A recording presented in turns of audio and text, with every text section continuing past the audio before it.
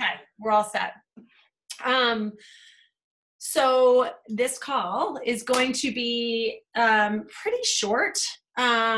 I just really want to set the tone for what's to come, and I want to talk about the things that I picked for us to focus on and hear from you guys a little bit. I did not want this to be me talking the whole time. So in all honesty, who listened to the Brooke Castillo Believe What You Want to Believe?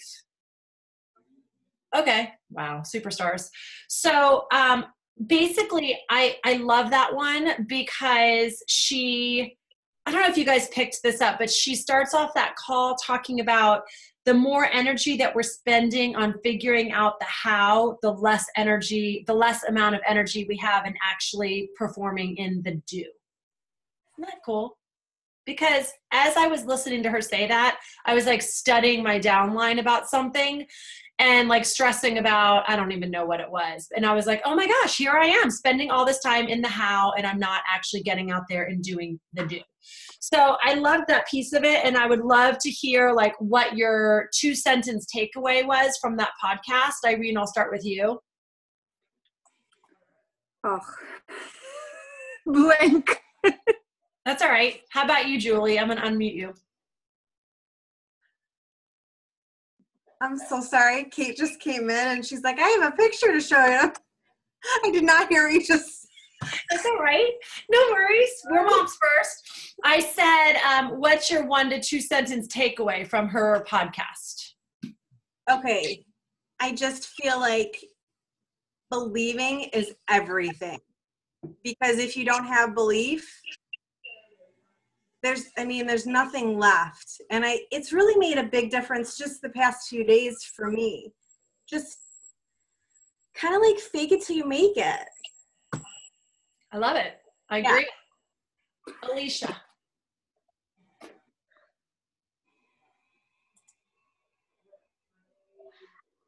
No, I didn't unmute myself. Can you hear me now? Yes. I'm sorry. When I'm 5-star, I'm going to get a new laptop. That's my goal. So this group better work well because I need a new laptop. So the 2 things, and you went live about it, or you went in Insta stories, which I'm going to also do at some point, was the toddler learning to walk. And we're like, yeah, you're probably not going to ever get there. It's like, if we had that same belief, without being naive, but like truly believing, I think that would change a lot of our efforts and attitude and, all of it. So that stuck out to me. And then I really have thought a lot about the fact that we listened to that in the last week of October. And when you set a goal in January, you're like, yeah, I'll make 100 grand. But then in September, if you're only at 30, you're like, yeah, but you know what? You like pump yourself up and you're okay with falling short. And I think that's tricky because I think it's important to give yourself some grace and, not beat yourself up totally for missing a goal. But I do think it's interesting how the goal shifts and your belief in the goal shifts over the course of time as you get closer to that deadline. So those were the 2 things for me. I couldn't agree with you more. And I also feel like if you haven't read 12-Week Year, or anybody that's watching this, 12-Week Year is amazing because when you're doing quarterly goals, and I don't know if it's just me, but like the last 2 weeks of every quarter, I go into like complete overdrive because of my own competitiveness with myself, where I'm like, dang, I am close to some of these goals, and I just crank it. And it's the whole concept of like, if I didn't have quarterly goals, I wouldn't be cranking it the last 2 weeks really of the quarter. And there's goals where I'm like, I know I can do it, but I've just got to put the effort in. And I feel like I'm doing that now. I mean, today I probably have sent out 50 follow-ups to former customers talking about the flash sale. And it's like when Live 4 came out, or when To Be Mindset, like I have my list of everyone who's ready for the link on the first of the month. And it's that urgency that sometimes I realize I don't have it as intense as I do if it's like the beginning of the quarter or the middle of the quarter. And that's one thing I really want to change, because if that level of intensity would just stay consistent, just think of, I mean, you can read 10X, you can read 12-Week Year. It's the same concept as Brooke is talking about. Did you think of something? Yeah. For me, everyone, like what everyone said, is is really great. So for me, what I really took from her was that it's like with goals, when you kind of setting up goals and when you're really setting up goals. So it's the same with belief, when you kind of like believing in yourself and when you're really believing in yourself. So it's just like those half measures. And when you go like full in, it really makes a difference in everything. One thing that I've seen in a lot of masterminds with the 5-star and above is one of the things that I loved about, we wrote it down and we took a picture. And then when we actually typed them out, people were sort of typing stories. Like they were talking about being at Summit. They were talking about what their mind shift was. They were talking about how amazing the Success Club trip was with their kids. And when you sort of write it in story format, it triggers the emotional part of our brain, right? Which then enables us to visualize it. Like, so a lot of those were making me tear up because they were so visual. I could actually see them happening like it was a movie. And I printed mine, and I don't know if you can see it, but I actually added it. See all those diamonds? It's there with the red print. So it's right up there. And that's my story that I printed, that I wrote down. I just copy and pasted it and I printed it. And I love that everyone else sort of started to go in story format. And so what I'm doing is I'm making a copy of that, because this is one thing that I don't do a great job at, and I want us all to commit to it because I do believe it makes a difference. Whether it's that, or whether you want to rewrite a new script, or whether you want to just use what you wrote down in bullets for your picture, part of the miracle morning needs to be sitting down and reading that to yourself every single morning as part of like the first 20 minutes of your ritual. And again, what I tend to do, because I am the one that opens up my laptop and gets on Zoom, and all of a sudden I start getting alerts from Facebook on what's happened while I've been sleeping. And more times than not, I'm freaking in Facebook, catching up on my notifications in the first 20 minutes of my day. And our brains are at their best. I should be filling my brain with that kind of stuff where I'm visually seeing it and I'm starting my day off that way. So that's one thing that I'm totally committing to. I'm going to have Stefan teach me, like, how do I make all these notifications on my laptop stop so I can just open up Zoom, still be at peace, read that, do my devotion, get into my personal development, and frickin' do my workout, because I'm not doing my workout either until like I've been on Zoom, God knows doing what, for an hour. So let's talk a little bit about like what you guys can tweak in your miracle mornings, because all of you guys are on the miracle mornings, and I would love to hear that so we can commit to it this week and then sort of tie it in with the last few things that I have written down. I can start. I just came back to Miracle Mornings. I haven't been in there for quite a while. I think when we did 80 Days Obsession, I was waking up at 5:30, and it was kind of easier because I was waking up half an hour earlier than my older one. Right now I'm waking with him at 6, and it actually makes everything different, because I'm already caught, forget about Miracle Morning and devotion and personal development and stuff, because I'm already caught okay, what I'm going to feed him before he will go to the bus. Yeah, you're in mom mode. Yeah. So and then I also if I did my workout at 6:30 or 7, then I consider it's a win day, because then I will push it towards 11 or 12 lately. So, and that's what I need to do. I need to get back to 5:30 a.m. Yeah, which means going to bed early. Mm-hmm. Yeah. Others? I'll go. So these hour workouts, getting back to hour-long workouts, I'm the same as you, Tracy. It's 6:30 and I haven't pushed play, and now I'm fighting with my husband for the gym and weights. I'm like, buddy, I need the 20s, He's like, well, so do I. And so we have talked. He's like, you just need to work out earlier, which is so true. I'm up at 5. I'm downstairs by 5:15, usually logged on to Zoom, but same thing. An hour goes by and, I'm not even drinking Energized till 6:15. So what happens with me is in the morning, I'm in my planner, but I'm doing not just Beachbody stuff. I'm doing, oh yeah, I got to email Chase's teacher. Like I find myself squirrely in the morning. And so what I need to tweak, and when I've had a good morning or I felt great, it's like before I go to bed, I'm doing these 5 things before 6 a.m. And I have to drink Energize at 6 and like set a timer and just say, okay, until 6:15. And then I have to go because Chase will definitely wake up during that time. And then it's like, I'm cooking an egg in between sets, and my workout then will last. I mean, it's true. He's like, I'd like an egg sandwich. I'm like, perfect. You're going to eat today. This is good.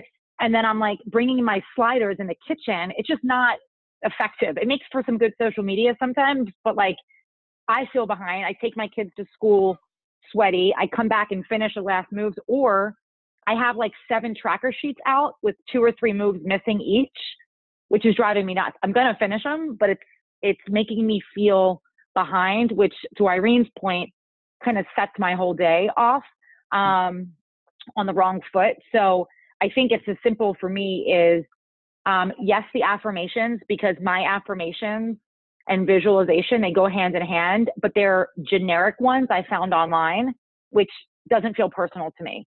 So I have as one of my goals for this week is I need to get my affirmations personalized so that I even believe them, which could be like this exercise. I am at Summit as a 5-star diamond, or I have this much money in income from Beachbody this year. Like I need to get really specific with that. I love that. I'm adding that to mine too. I love it because my affirmations are also sort of old and need to be redone. Good stuff. Okay, Julie.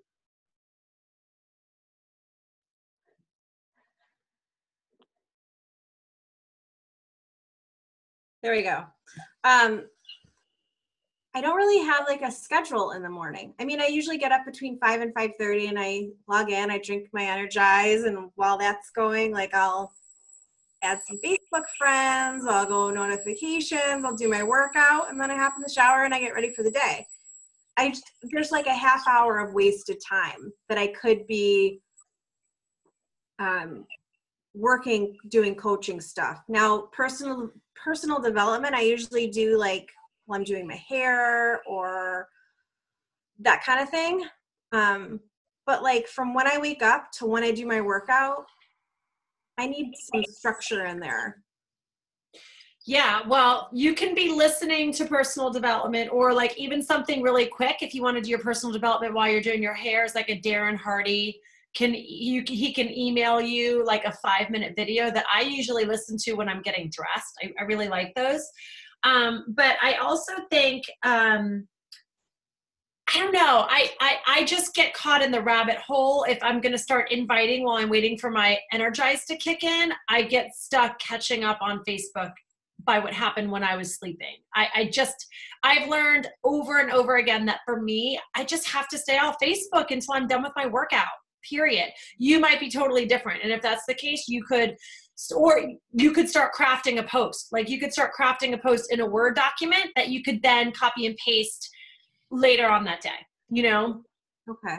Something like that. Every book I've read just talks about the importance of personal development in the first hour of the day and how much more beneficial it is to us. So, I don't think it ever hurts to like ante up your personal development either, especially if you're getting it from a couple different places. You know, Mel Robbins also has an email that comes and you can click on a link and she's got a good like 10-minute video and she gets you real fired up in the mornings, you know? Okay. It's definitely worth a try, I think. Yeah, exactly. Okay. So I'm going to wrap up the whole call at the end, but one of the things I think that's going to be cool for us to commit to is how can we play around with our miracle mornings. And even for those that are watching the recording, not everyone is getting up at 4 or 5 or 6 in the morning. A miracle morning can very well be for the working person who goes to work and their miracle morning, so to speak, is 11 to 12 during their lunch break. So just because we're using the term miracle morning, it's really just sort of how are we starting our day? Or even if you are going to work in the morning and you don't have time to do a miracle morning, you at least want to be filling your brain with something or doing something that's going to move your business forward. So it's 1,000 times it's 1,000 times harder to believe than it is not to believe, right? We're making 1,000 decisions to believe something until it actually happens, which I loved that part of Brooke's podcast, because it's not whether or not we actually hit the goal. It's a matter of becoming the kind of person who is able to achieve the goal. So back to like what Alicia said, it's not like we don't want to beat ourselves up that much for hitting the goal. Like, I totally believe that I'm going to be a 10-star diamond team. Absolutely. Is it going to happen by the end of the year? Probably not, but I still have to keep saying that that's my goal and that's what I'm going for, because there's that 10x element that goes into play, and because I want to grow into the person that can lead a 10-star diamond team. It's more about who we're becoming opposed to actually hitting the goal, but the belief is important, and it's those 1,000 decisions of trying to believe something that actually makes it worth it. So what's the downside of actually not hitting the goal? Really? Nothing. But what it does is every single time we're going for something and we're believing in something, when we start to falter, it shows us what areas in our life we're not really believing. And again, when we can tackle those, that's where the real growth happens. So in the next 30 days, what I want to focus on is growth in 4 roles, 4 areas, I should say. Financial growth, and these are the 4 things you should write down. Financial growth, lifestyle growth, health growth, mental, emotional, and fitness growth. Pounds lost, nutrition plan followed, not emotional eating, that kind of thing. So for our takeaways. What's the third one? Sure. Sorry, what's the third one? Financial, lifestyle, health, and fitness. And I'm kind of breaking those up by health is like emotional and mental health, our progress there. And then fitness is obviously like the physical weight that we're lifting. So in our next call, we are going to talk about really what we're aiming to do in those 4 areas. So the assignments for the next week are this: 4 posts around these 4 areas. So think about what your financial goals are. You don't have to go tell social media that you're going to make 6 figures next year and that's your goal, or you might want to. It might be like, hey, from a financial standpoint, I want to have more options for my family. This is something I'm putting out there. So basically you're taking your belief in what you see yourself, you're making it more narrow to have goals that you're going to be sharing with social media in those 4 areas, like big, scary goals in those 4 areas. You can be as vague or as specific as you want, but when you put it out in social media, these should also be included in your affirmations that you're going to be reading, your affirmations and your goals every single morning. And when you put it out there in social media, what's happening is you are forcing yourself to grow into those goals. Does that make sense? So for instance, like one of my big, huge, scary goals, my husband has his resume out to 2 different companies. And these companies would be like startup based companies where he'd have to take like a major pay cut. I want to be able to give him the security to be able to go after those types of roles. I can't go say that on social media, right? Because like that's like a death sentence right there. But I can at least talk about being a major contributor in my family's lifestyle, right? And if I know what that goal is and I'm putting it out there in a way that might be a little bit more vague, I'm still going to force myself to grow into the person that I need to be in order to make that kind of income so that that kind of opportunity is possible for him to take a pay cut where maybe he's going to make 20% of what he makes now. Does that make sense? Okay. So we're going to grow into the 4 roles. We're going to do 4 posts. And this ties into us as leaders being really good at planning for our week ahead. So I know I push Alicia's brother's book a ton, but it's because just like Shakeology, it works for me. I love it. And I don't use it really how it's meant to be used in this area. But I at least will show you guys that there's this top part right here where you're supposed to be putting like important and unimportant things. And what I'm doing is I plan what my social media posts are going to be for the week. And that way, if it's at the top of the page, I see it. And Julie, that can be an example of like, if you know that you're going to be crafting a post, you're going to do a Flashback Friday post on Friday. You might be in your phone finding that picture that's going to be your flashback while you're waiting for your Energize to kick in and starting to type on your notes section or something what that post is going to be. So we're all going to be getting better at really making sure that we're planning our week. So that's part of us coming up with when that is for us. Make that something standard in your own operating rhythm. For me, it's Sundays. I love it on Sunday. I love to sit down and I love to look at my week ahead. And if you guys were on the call that we did where Alicia and I showed you guys that we literally planned every single week on what was going on, I take what I've already planned and sort of combine it with what I'm going to do for the next week. So for instance, I know that I'm doing a 3-day refresh in 2.5 weeks. So when I look ahead for next week, I already have written in my calendar that I have 2 call to actions for 3-day refreshes. So I have to sort of use that and tie it into what I want my post to be. So sometimes I'm posting twice if I'm doing like a call to action or something. And sometimes I don't have anything planned. But you want to be able to look ahead. Like, I've got a free group that's coming up. So those are already planned, but I want to also incorporate what my goals are and share those on social media, because then again, you're going to be attracting people that like to see that kind of goal setting who could be your coaches. All this. So Tracy, so sorry. Yeah. So the posts are to put our goals out there more than like a CTA of any sort. Like, we don't need to be asking a question to engage. It's more just like, here are the goals. Totally. I mean, you could finish it with like, drop your goal below, or does this resonate with anyone? But it's really, the goal is really for your followers to get to know you a little bit, right? Because there's people that are like, dang, I didn't know that she was that goal oriented, or wow, that, like, it'll sit with them. And you'll see the longer you do this, you get people that are like, oh, it was that one post that you did about so-and-so that had nothing to do with Beachbody. It had to do with me sharing something about myself that made them say, there's something special about that team. So that's what the purpose is. Got it. Thank you. Yeah. Okay. So to wrap all this up, I'm going to put a post up with the recording of this call for everyone. And it's going to be reviewing the 4 posts that we're going to be crafting around these 4 topics for next week. It'll be another Brooke Castillo. It'll be indicating when we're all committing to planning our week ahead every week and making that part of a rhythm.